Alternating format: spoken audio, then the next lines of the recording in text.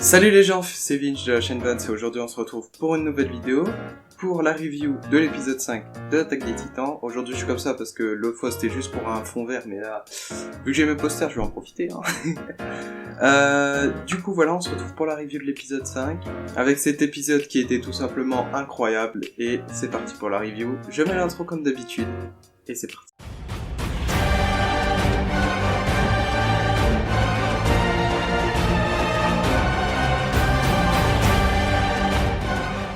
Et comme d'habitude, on va commencer par un petit résumé de cet épisode. Enfin, petit, ça dépend des fois. Et on commence tout de suite cet épisode par un nouveau flashback avec Bertolt, Reiner et Annie, qui sont à la même position, pas à la même position, mais à la même, au même endroit où on les a vus la dernière fois dans ce flashback. Et puis on a Bertolt qui se remémore justement cet homme qui avait permis à Bertolt de raconter cette fausse histoire à Eren et Armin dans la saison 1. Et il dit en gros qu'il fait souvent le rêve de cette personne, en gros, qui du coup s'est pendu après avoir raconté cette histoire aux 3 jeunes guerriers. Et du coup t'as Bertolt qui se demande pourquoi il lui a raconté cette histoire, pourquoi il leur a raconté cette histoire alors que tout simplement il allait se pendre juste après. Et du coup Annie lui dit que c'est peut-être une rédemption ou quelque chose comme ça. Et Bertolt il va plus loin dans le raisonnement, en gros il dit que il a raconté cette histoire pour avoir quelqu'un pour juger ses actions. C'est-à-dire qu'il a raconté ses faits, ses actions qu'il a fait à ces 3 personnes en les prenant pour des juges et juste après se donner la mort. Donc voilà. Et ça fait un très beau parallèle avec ce qui se passe juste après, et on revient à cette scène qui nous a laissé sur notre fin la dernière fois, avec Eren et Reiner, et puis Falco aussi, on n'oublie pas, qui sont dans un sous-sol, dans un bâtiment juste à côté de la scène. Et du coup on a Falco qui est un peu perdu parce qu'il s'attendait à justement que les retrouvailles soient, je sais pas, on va dire exaltantes, je vais pas dire ça comme ça, mais de ce qu'il a entendu d'Eren, c'est que c'était un très vieux compagnon et du coup qu'il allait tout simplement le revoir pour la première fois depuis longtemps. Et du coup là Falco il est un peu perdu, il dit oui c'est bien lui, hein, c'est bien Reiner que vous avez demandé. Et du coup on a Reiner qui bug totalement, il sait même plus quoi dire, il dit juste c'est impossible Eren. Et du coup Eren qui engage la conversation comme ça, salut comment ça va, ça fait 4 ans. Comme ça. On revient au clan Tybur, et du coup à Tybur qui commence à se préparer pour sa mise en scène, du coup, qu'il voulait préparer. Et on le voit dans sa loge, et il y a une certaine Kiyomi du clan Azumabito, c'est la personne en gros qui avait... vous vous rappelez, c'est la personne qui avait sauvé un peu Udo quand il lui a versé un verre de vin et tout. Et du coup on a cette Kiyomi qui vient tout simplement... pas féliciter, je vais pas dire ça comme ça, mais encourager Monsieur Tybur pour tout simplement la révélation qu'il va dire et tout. Et on a cette personne qui part tout simplement de la cérémonie. On revient à Eren et Reiner, et Eren qui lui pose tout de suite ses conditions. Il dit à Reiner de s'asseoir, et il lève la main, et là on voit sa main un peu en sang. Même totalement en sang, il s'est carrément coupé. Et en gros ça fait une menace, en gros si tu t'assois pas je me transforme en titan et tout le monde meurt. Falco qui demande à du coup Monsieur Kruger, parce qu'il l'appelait encore comme ça, pourquoi il s'est fait cette égratignure et tout, puis Eren qui répond juste que ouais c'est une égratignure, c'est rien, je me suis fait ça comme ça. Et en voyant ça, Reiner il est totalement tétanisé, et du coup il s'assoit et il exécute les ordres de Eren. Du coup Falco il se dit j'ai plus rien à faire ici vu que j'ai amené Reiner du coup à son ancien compagnon, du coup j'ai plus rien à faire ici donc je pars. Et puis Eren il lui dit de rester et d'écouter ce qu'ils ont à dire, et Reiner tout de suite lui dit fais ce qu'il te dit et puis reste ici. Ça montre quand même que Reiner il est pas du tout serein avec ce qui se passe là. En même temps c'est Eren. Et on arrive on va dire à la scène du public, où on voit le public et tout, et on voit la mère de Reiner, du coup, dans le public, qui rencontre, on va pas dire rencontre, mais qui revoit le père de Annie, donc Monsieur Leonard. Et on apprend aussi que le père de Bertolt, du coup, a succombé, donc est mort, tout simplement. Voilà, et on voit encore l'espoir, l'espoir du père de Annie, que sa fille a encore en vie malgré qu'elle ne soit pas revenue. Comme s'il savait qu'elle était encore en vie. Donc là, on reste dans le public et on a une petite discussion entre tous les guerriers avec Pixie, le frère de Falco et tout. Et en gros, ils se sentent un peu comme au centre du monde avec tous les représentants des pays qui sont ici. Et la cérémonie commence, mais un soldat marre, tout simplement un soldat marre leur dit que le capitaine Magat veut les voir. Donc du coup, c'est à peu près logique vu l'impact de cet événement. On repasse à Eren et Reiner, tout simplement, la première chose qu'il demande, c'est logique, c'est qu'est-ce que t'es venu faire ici ? C'est la première chose que je demanderais perso, mais bon. Et Eren qui lui dit la même chose que toi. Et là, ça y est. La même chose que toi, dans le sens que Reiner, il est venu chez lui pour défoncer les murs, et Eren, il est venu chez lui pour tout déglinguer. Et du coup, on a Reiner avec un peu une animation saccadée, ça montre, mais c'est très bien fait. Ça montre vraiment la détresse de Reiner, et là, le rideau se lève et Eren tout simplement dit écoutons ce qu'ils ont à dire. Donc c'est Tybur, tout simplement, qui se met devant la scène et qui conte l'histoire de la guerre, de la Grande Guerre et de la guerre des Titans.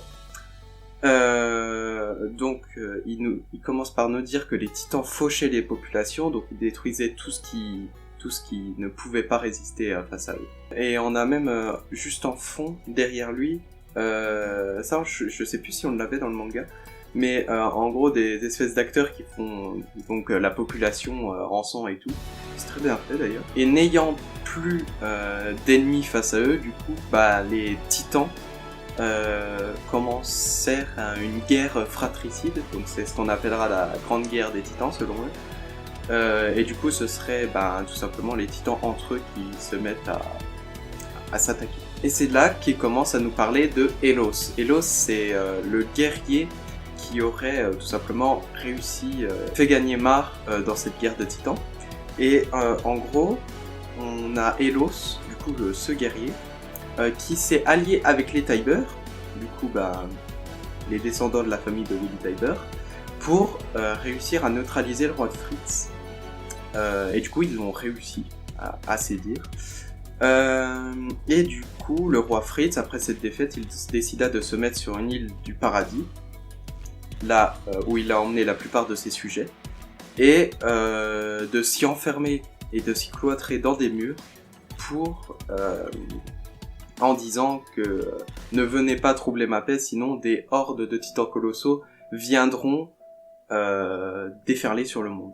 Et c'est là, du coup, maintenant, qu'on sait que c'est le roi Fritz qui a mis tous ces titans colossaux à l'intérieur des murs.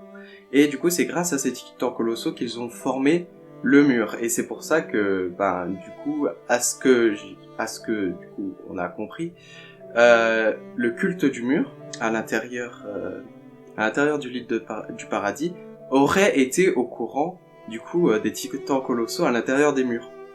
Et du coup, ces titans colossaux seraient une arme de dissuasion pour les autres nations, on va dire, pour éviter d'être attaqué et du coup éviter de troubler le roi Fritz.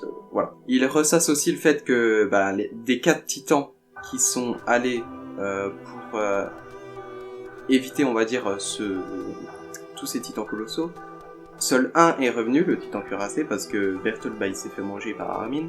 Annie, je pense pas ce qu'elle est devenue, pas encore. Et Gaillard, il s'est fait manger par Ymir. Mais du coup, techniquement, il y en a eu 2, du coup, le cuirassé et le mâchoire. Et du coup, Eren qui entend ça et qui dit à Reiner, en gros, que tout ça, vous avez fait pour sauver le monde, pour éviter, du coup, que les titans colossaux déferlent sur le monde. Et c'est pour ça qu'il dit qu'il le comprend un peu dans ce sens-là. On revient avec, du coup, le soldat qui a pris les guerriers Mar avec lui pour les emmener vers Magat.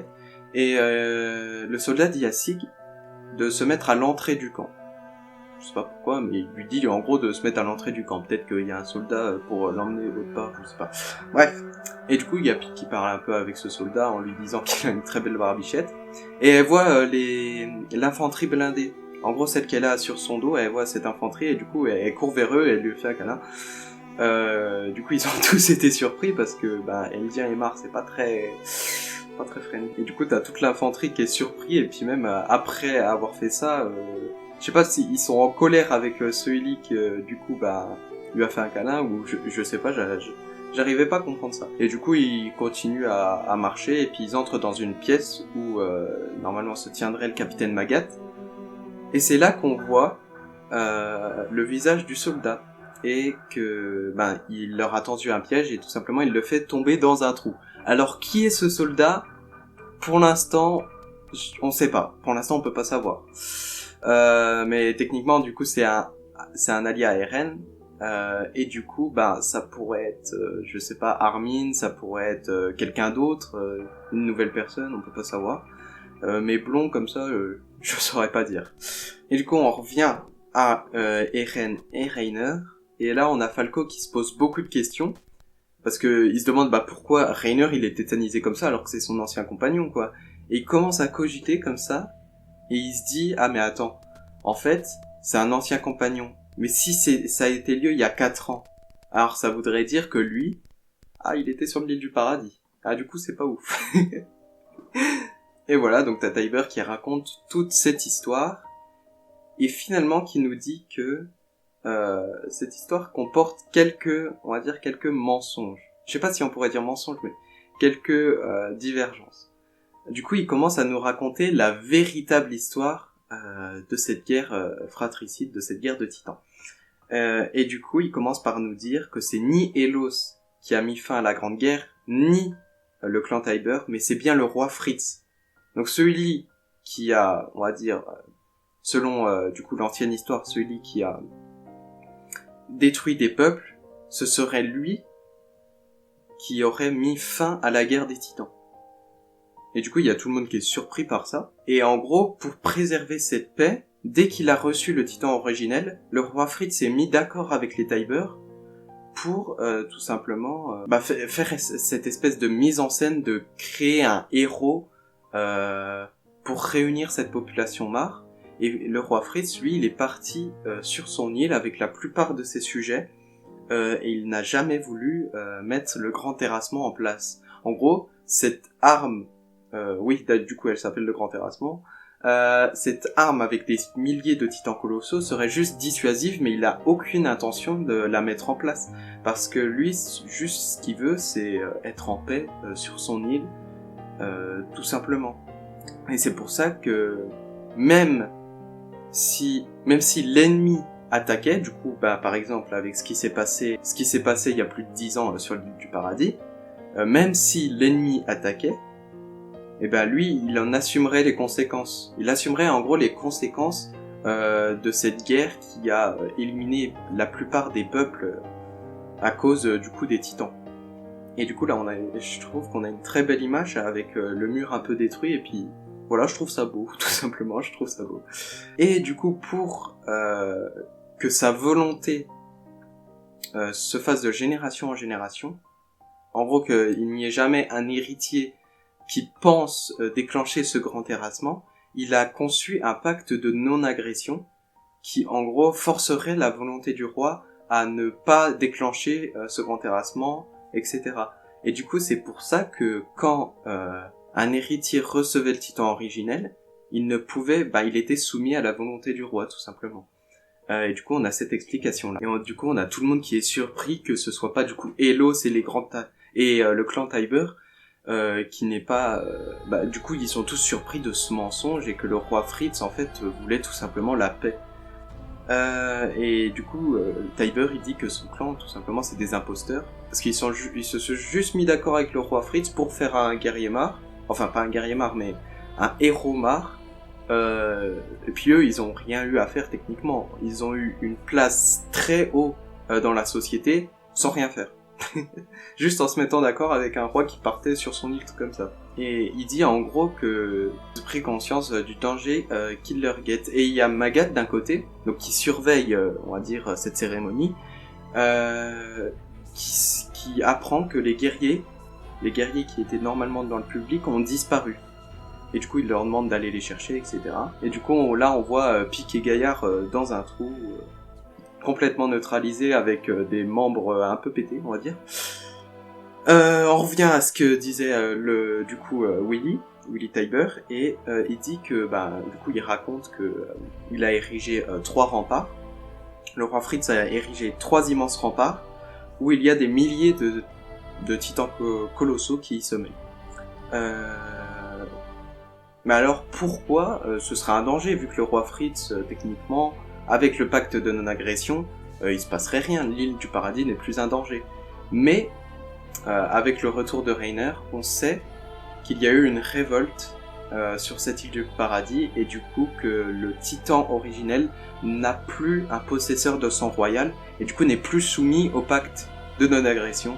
Et c'est là qu'il dit que cette personne est Eren Yeager, et là on voit Eren qui commence à se, on va dire, remettre la jambe en place, vu qu'il avait plus sa jambe, et du coup qui commence à remettre sa jambe, je sais pas comment on dit, à soigner sa jambe tout seul, avec le pouvoir des titans tout simplement. Et du coup on a Falco qui se sent complètement trahi parce que il admirait tout simplement Eren, enfin Monsieur Kruger, mais on va plus l'appeler comme ça.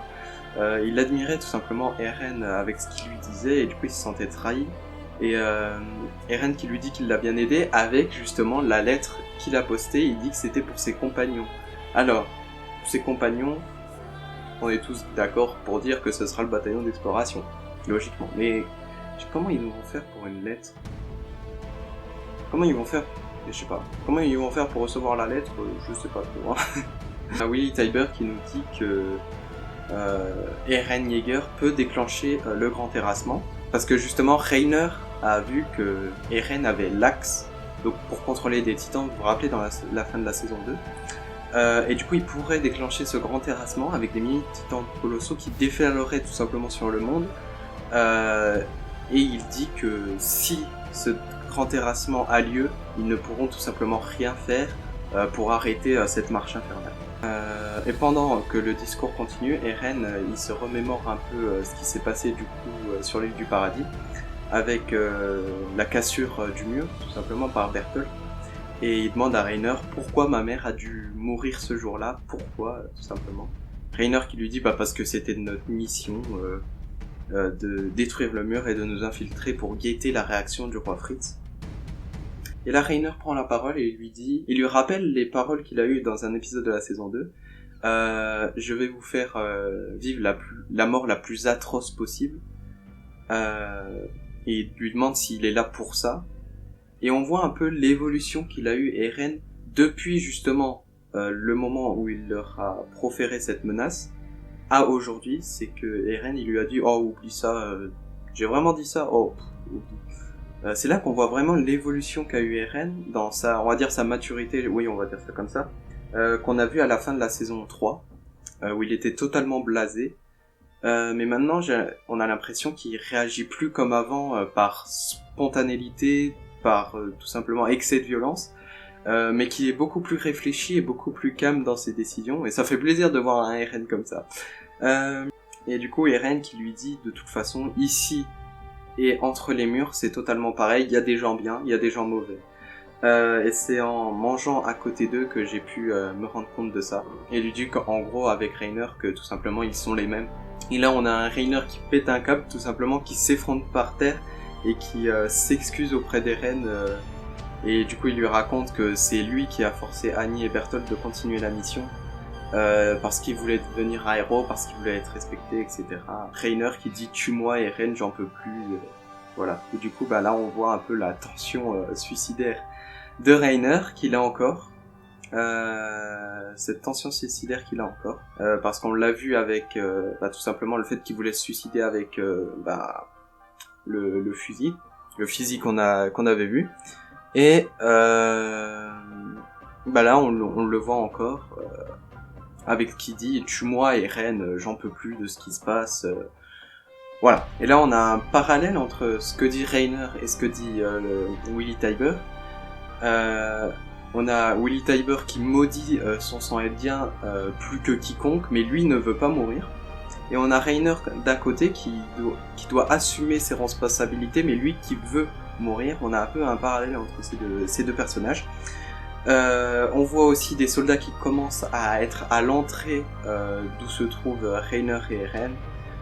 On a Eren qui se lève, qui aide Reiner à se relever et qui lui dit je suis sans doute comme ça depuis ma naissance, je dois continuer à avancer jusqu'à que mes ennemis soient exterminés.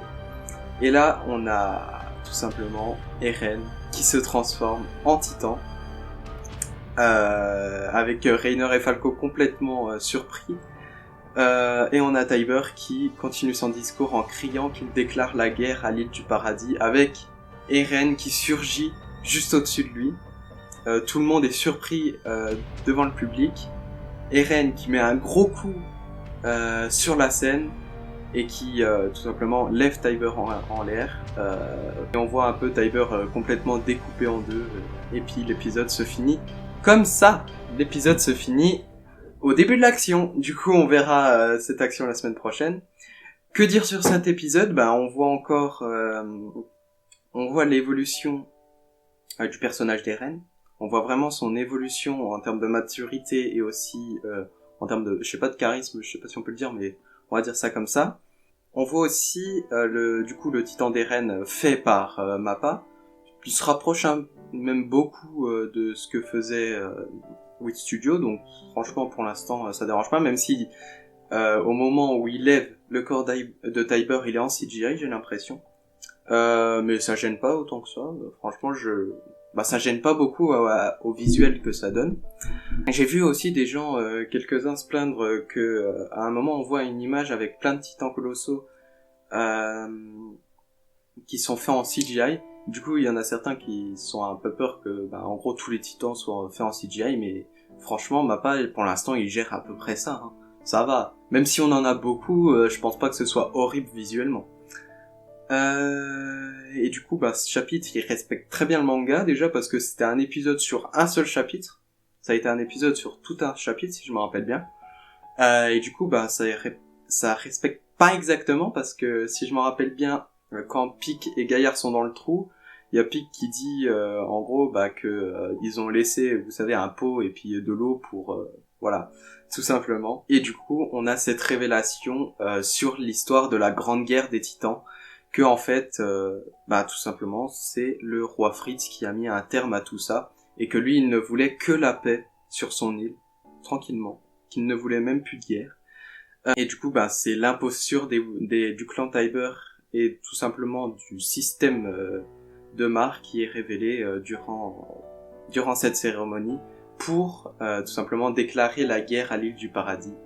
Et du coup Willy Tybur qui meurt, je pense, parce que vu comment il est découpé en deux, ça m'étonnerait qu'il survive, à part si c'est lui qui a le marteau d'armes. Là on peut pas savoir. Donc cet épisode m'a beaucoup plu, tout simplement. Moi je vous dis à la semaine prochaine pour une nouvelle review de l'épisode 6 qui sera génial vu la preview. Je vous laisse sur cette fin, je vous dis à la semaine prochaine pour une nouvelle vidéo. Ciao.